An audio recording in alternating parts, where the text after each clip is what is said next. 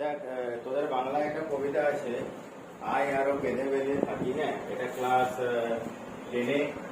তো এখানে শঙ্খ ঘোষের লেখা। শঙ্খ ঘোষের একটু পুরো ভালো যে প্রকৃত নাম এর চিত্রপ্রিয় ঘোষ। ঠিক আছে, এ নামে আর প্রকৃত চিন্তা সবাই শঙ্খ ঘোষের নামে। এখানে যে কবিতাটাই তার শব্দ নামে যেটা ব্যবহার করা হয়েছে, শব্দ নামটা তোরা কি জানিস? এই যে ছদ্মনামে ব্যবহার হয়েছে কুন্ত। ঠিক আছে, কুন্ত। কারণ যখন আমরা কোনো কবিতার কোনো কোশ্চেন লিখতে যাবো না, তখন আগে কবিতাটা যেরকম লেখকের নাম যেমন দিই, সেরকম একটা কাব্যগ্রন্থটাও দিয়ে দেবো আমি, কুন্ত। তো এই প্রথম যেটা কুন্ত হচ্ছে তার ছদ্মনামে। হ্যাঁ, ছদ্মনামটা দিলে আরো ভালো হয়। কাব্যগ্রন্থটা সবাই জানিস। হ্যাঁ, কাব্যগ্রন্থটা কি জল পাশান হয়ে গেছে নাকি? হয়ে আছে। তাহলে এই যে কাব্যগ্রন্থটা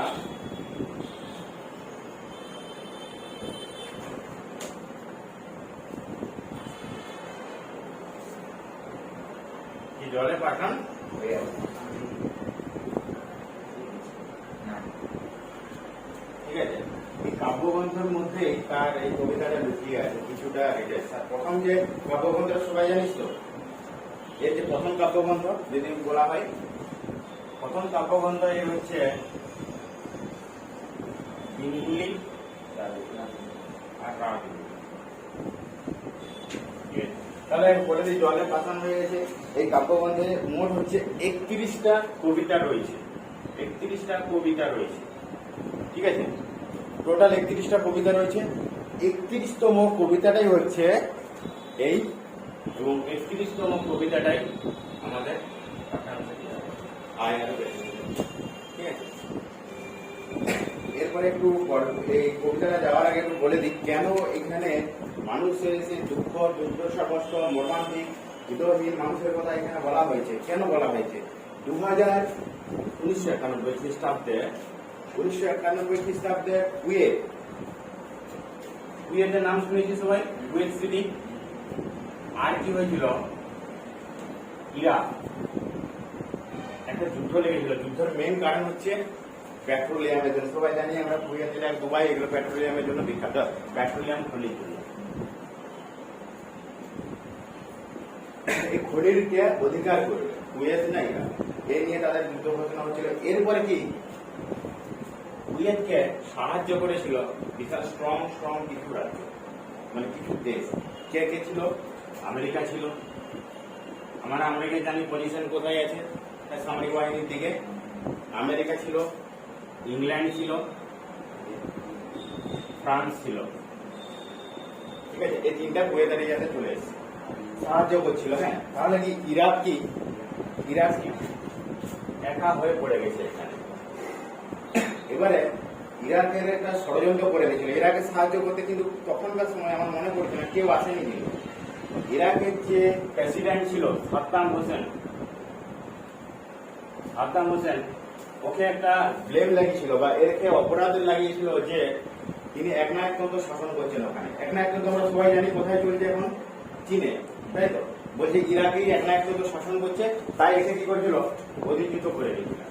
গদিচ্যুত মানে যে পদে ছিল প্রেসিডেন্ট পদে, তাকে ওখান থেকে ইয়ে করে দিয়েছিল। এরপরে আসি 2004 খ্রিস্টাব্দে এরা কি করেছিল? যুদ্ধ ঘোষণা করেছিল। যুদ্ধ হচ্ছিল ইরাকের পাশাপাশি ছিল, ইরাকের যে পাশের দেশগুলো ছিল। হ্যাঁ, আফগানিস্তান, আমি তো ইংলিশে লিখছি। হ্যাঁ, আফগানিস্তান, প্যালেস্টাইন,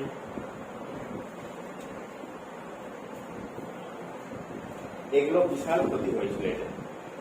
এখানে যে সাধারণ মানুষের ক্ষতি হয়েছিল বিশাল। দেখ, আমরা তো মধ্যে জানি এখনো একটা যুদ্ধ চলছে। জানি ইউক্রেন আর রাশিয়ার মধ্যে, তাই তো? সব থেকে বেশি কিন্তু ক্ষতি হচ্ছে ইউক্রেনেরই। কারণ কি, ইউক্রেনের মানে যে দেশের যে সামরিক বাহিনীটা, তাদের ক্ষমতা খুবই কম, 1 নম্বর।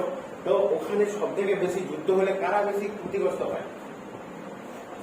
যুদ্ধ হলে সবসময় জেনারেল যে পার্সন গুলো তারা বেশি হয়। সৈন্য তো হয়েই, সোলজার থাকেই।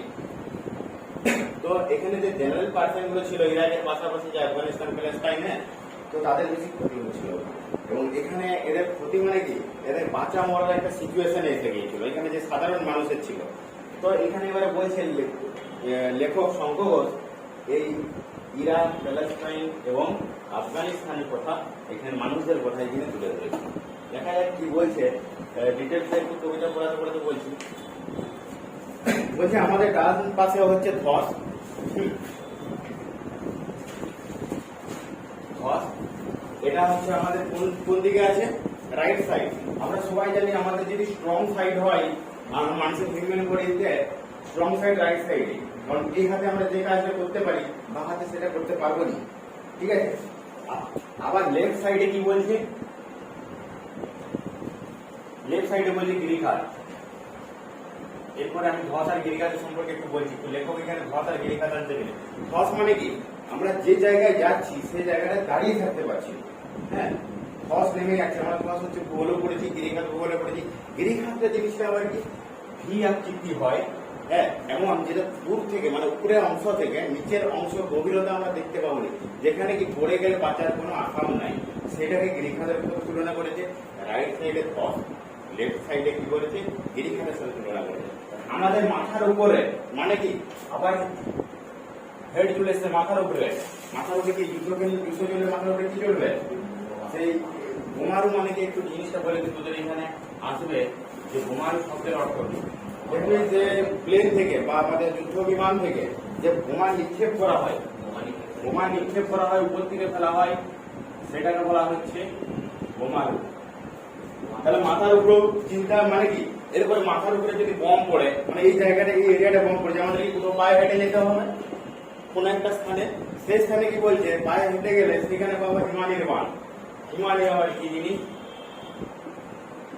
বরফের স্তূপ, বড় বড় বরফের স্তূপ আছে, ঠিক আছে, মানে তুষার বলতে পারি। বরফের স্তূপ তো ভেদ করতে যাওয়া যাবে, তাই তো, পাহাড় এলাকায়। তাহলে এগুলোকে বলা হচ্ছে হিমালয়ের বান, বরফের যে স্তূপ গুলোকে বলা হচ্ছে।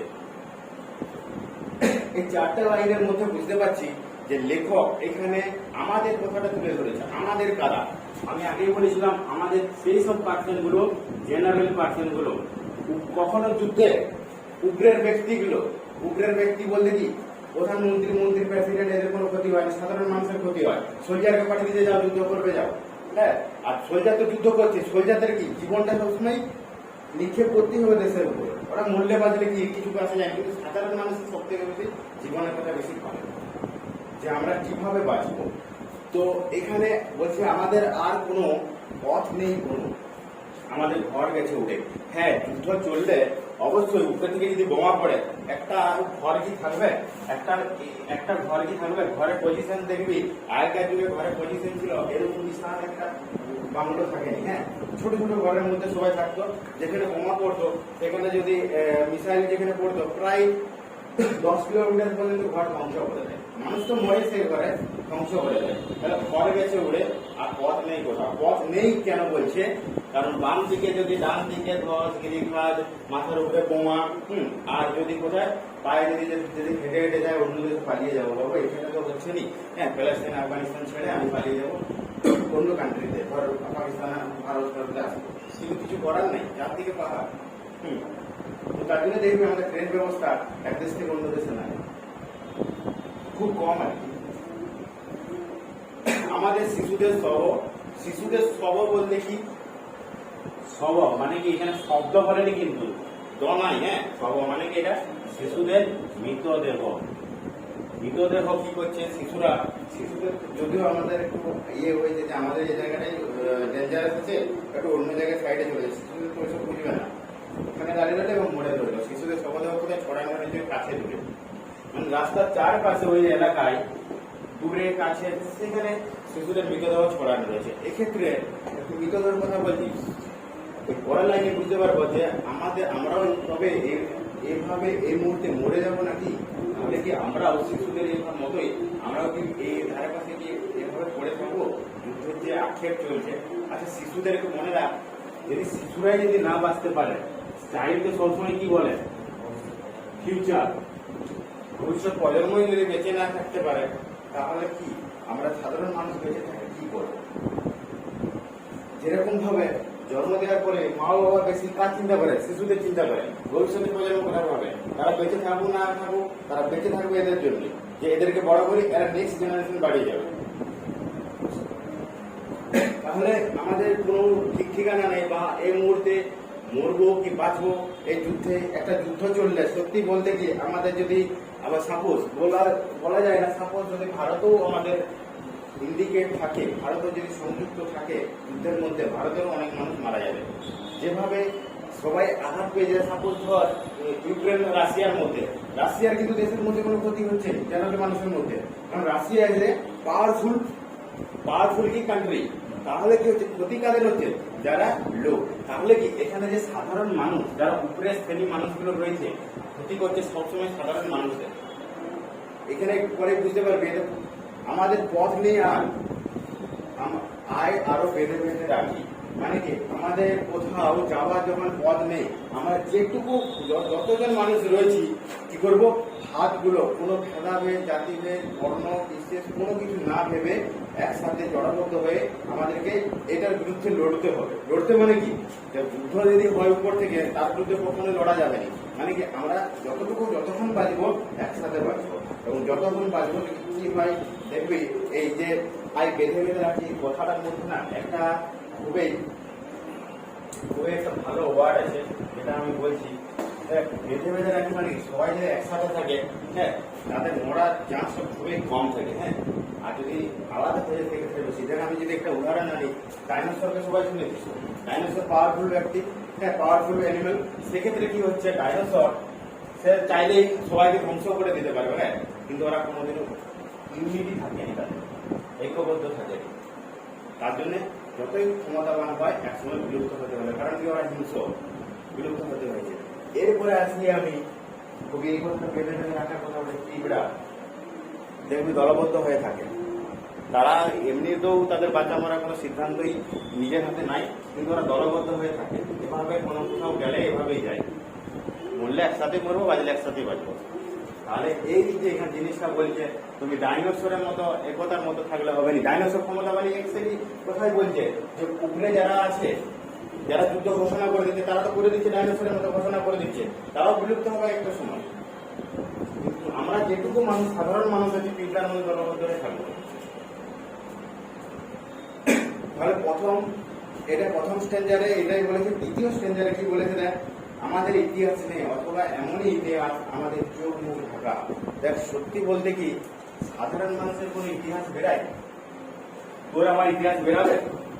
সাপোজ তারা তাজমহলের নাম শুনেছি, কিন্তু তাজমহল কে বানিয়েছে? আমি তো জানি শাহজাহান বানিয়েছে, শাহজাহানের ইতিহাস বেরিয়েছে। আচ্ছা ভাবছি তাজমহল শাহজাহান বানিয়েছে কি শাহজাহানের যে কর্মীদের ইতিহাস তো নাই। তাহলে কি আমাদের এই জেনারেল যে পার্সন গুলো, সাধারণ মানুষের এগুলো, সেগুলোর ইতিহাস পাওয়া যায়।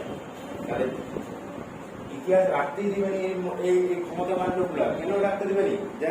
যে তাজমহল বানিয়েছে তার হাতুটা কেটে নিচ্ছে, তুমি পালাও, বা তোমাকে মেরে দিচ্ছে, বা অন্য দেশে পালাও, তোমার তো এখানে এই যে সুন্দর যে তাজমহল বানিয়েছে, তোমার এখানে কোনো কৃতিত্ব নেই। আমি টাকা খরচা করেছি, আমার কৃতিত্ব। শাহজাহানের ইতিহাস আছে। তার মানে কি একটা দেশের মধ্যে অবশ্যই সাধারণ মানুষের অবশ্যই দরকার, ঠিক আছে? সে বলছে ইতিহাস যে আমরা বানাবো, ইতিহাস বানাবো মানে কি আমাদের পাতায় যদি কিছু আমরা ব্যক্তিগতভাবে নিজেদের ভাবে কিছু ক্ষমতাবান দেখাতেও চাই এই যুদ্ধক্ষেত্রে, কিন্তু আমার ইতিহাস বেরায়নি, ঠিক আছে? কারণ আমরা কখনোই এই যুদ্ধটাকে স্টপ করতে পারবো না, ঠিক আছে? যুদ্ধটা স্টপ কারাই করতে পারবে? ওই উপরের এক শ্রেণীর মানুষগুলোই করতে পারবে। তাহলে আমাদের কোনো এখানে ইতিহাস থাকবে না। আর এমনই ইতিহাস, আমাদের যে ইতিহাসটা যদি থাকেও সেটা চোখ আর মুখ থাকা, মানে কি সব চোখ মুখ সহ্য করে বুঝতে যাও, যা হচ্ছে হতে দাও, ঠিক আছে? তোমরা ইতিহাস বানাতে এসো, ইতিহাস বানাবে প্রেসিডেন্ট, প্রাইম মিনিস্টার এবং সমাজের ক্ষমতাবান লোকগুলোই বানাবে ইতিহাস। আমরা ভিখারি 12 মাস, সবাই জানি বছরে 12 মাস, তাই তো? ভিখারি 12 মাসের কথা বলছে যে আমাদের জীবনটার এখানে কি হচ্ছে, বিপন্ন অবস্থায় রয়েছে।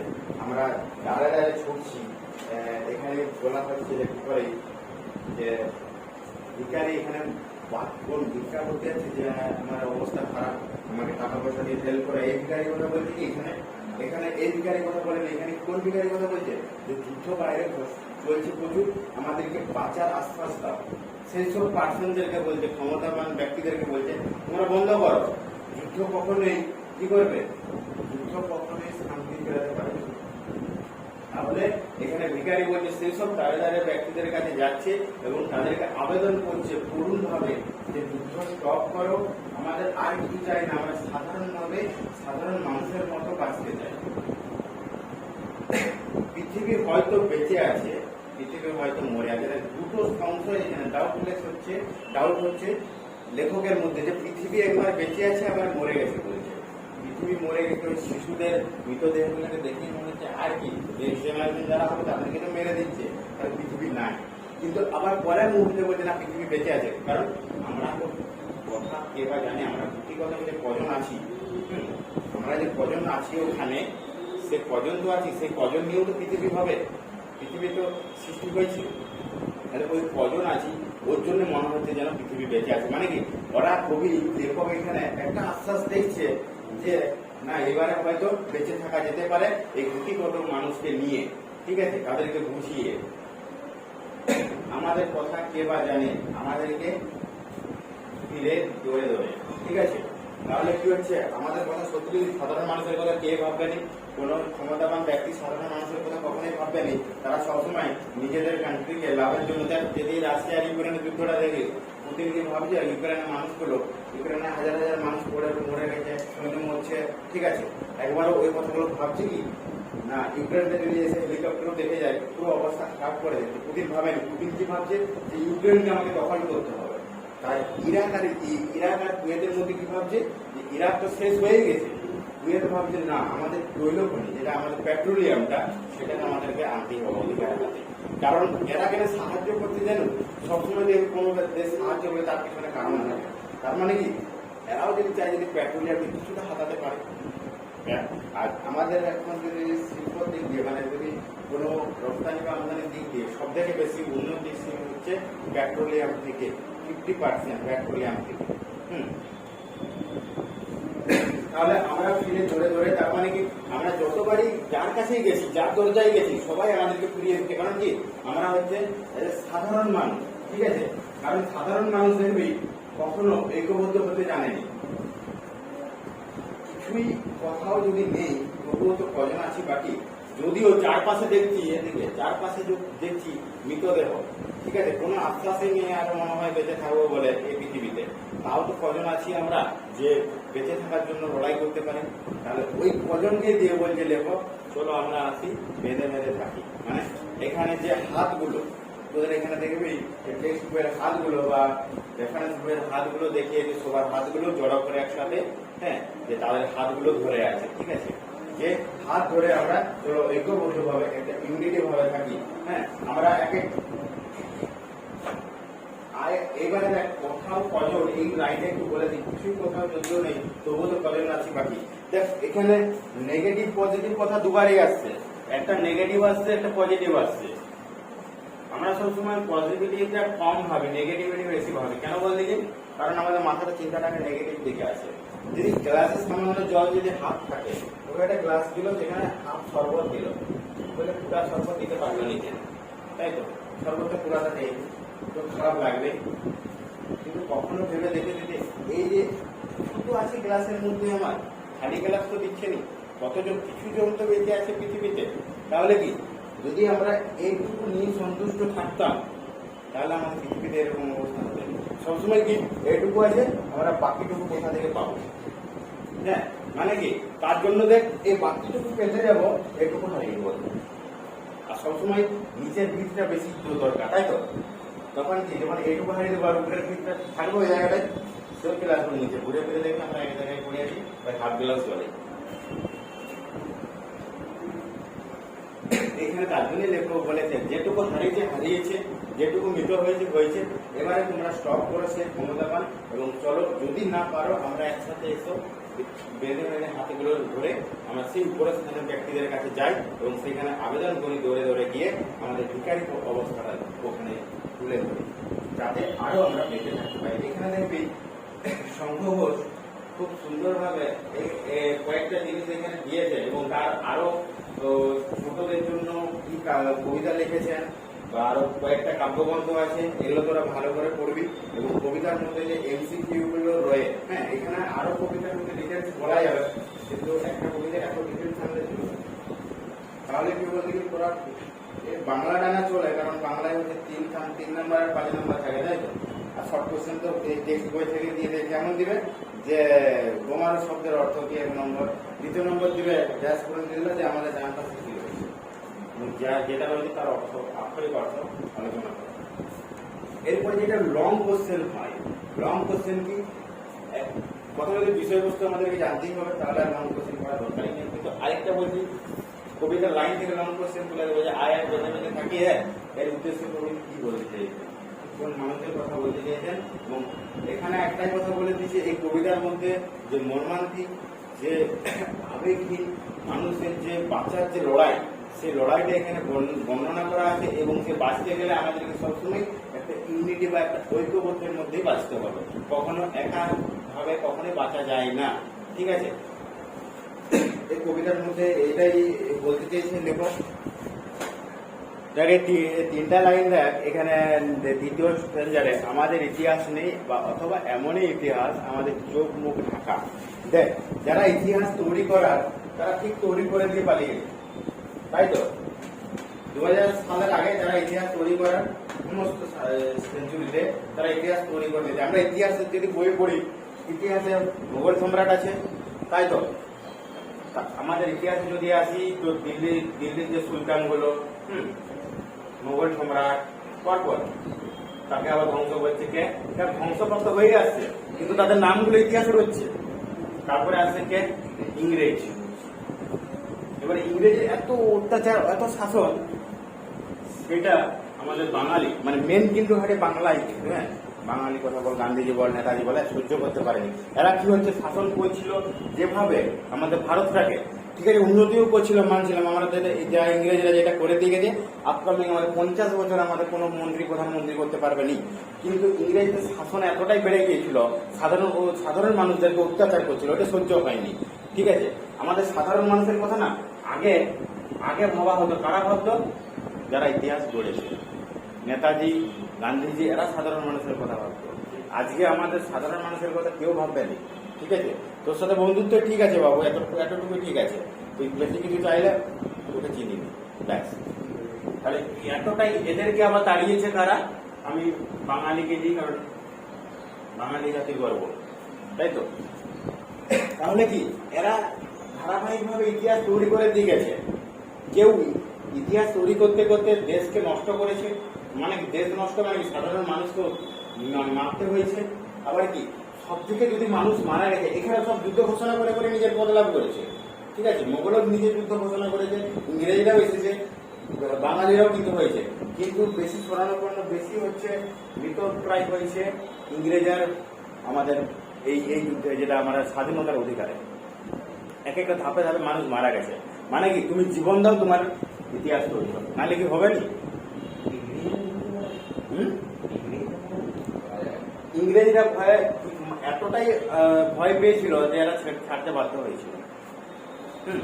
তো তুমি মানে কি এখানে বলতে চাইছে, তুমি জীবন দাও, তোমার ইতিহাস তৈরি হবে। এবং এরা কিছু তৈরি করেনি, হ্যাঁ দিল্লি সুলতানও তৈরি করেছে দিল্লিতে, হ্যাঁ মোগল সম্রাটও তৈরি করে। যে আমরা জিনিসগুলো দেখছি, যেগুলো পর্যটনে যাচ্ছি, সেগুলো সব কিন্তু এরাই তৈরি করেছে, দিল্লি, মোগল আর ইংরেজ। বাঙালিরা কিছু তৈরি করেনি। বাঙালিরা কিন্তু একটা জিনিস দিয়ে গেছে, স্বাধীনভাবে বাঁচতে হবে, তাই তো?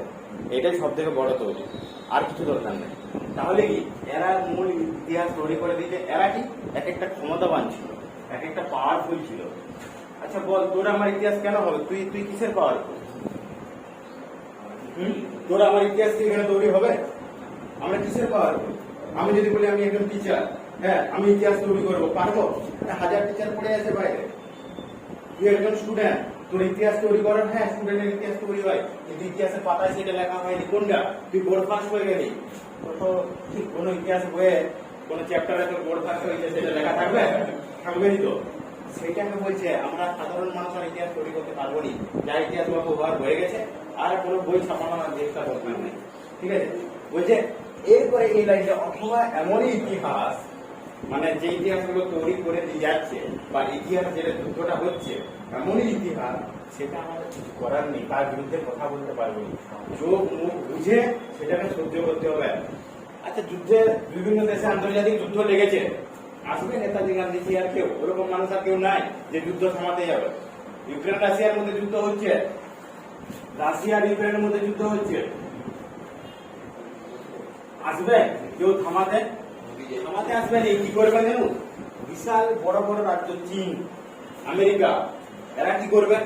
দেখে সাপোর্ট করবে, যা সুবিধা ওদিকে ভালো, মানে কি পিছনে সবাই এখন এগিয়ে দিবে তোকে, ঠিক আছে, তোর সাথে কেউ এগাবে নি। আর এখানে এই লেখক এটাই বলেছে, আমাদের কোনো সাধারণ মানুষের কোনো ইতিহাস নাই, যা ইতিহাস ক্ষমতাবান ব্যক্তিদের ইতিহাস আছে সেই সময়কার, অথবা এমন ইতিহাস আমরা লক্ষ্য করছি বা দেখতে পাচ্ছি যেটা আমাদের চোখ বন্ধ করে বা চোখ মুখ ঢাকা দিয়ে, চোখ বন্ধ মানে কি বাবু দেখছি দেখতে পাই না, চোখ বন্ধ, মুখ মানে কি এই জায়গায় প্রতিবাদ করবো, মুখটা বন্ধ করে রেখে দিচ্ছি। আমার মরতে হবে প্রতিবাদ করলে, কেউ তো মরতে চাইবে না, সবার কাছে জীবন প্রিয়, ঠিক আছে।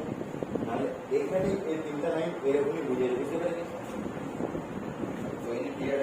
এরপর তোদেরকে যেটা বলছি যে যুদ্ধগুলোকে তোদের এডুকেশন সিস্টেমটা বলছিলাম আর কি, যে কিছু বছর পরে আপকামিং এতটাই মতো এতটাই আসছে যে কোনো ভিডিও প্রথমে দেখাবে, ভিডিও দেখালো, অ্যানিমেশন ভিডিও হতে পারে এবং তারপরে পড়াবে।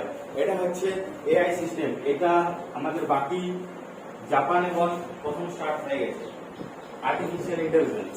তো এই সিস্টেমে পড়াতে গেলে খুব সহজে কবিতার অর্থগুলো বুঝতে পেরে যাবি এবং যেখানে তোরা নিজেরাই হচ্ছে উত্তর বানাতে পারবি, ঠিক আছে। এটাই হচ্ছে তোর। আর কোনো লাইন আছে সেরকম যে বুঝতে পারবি?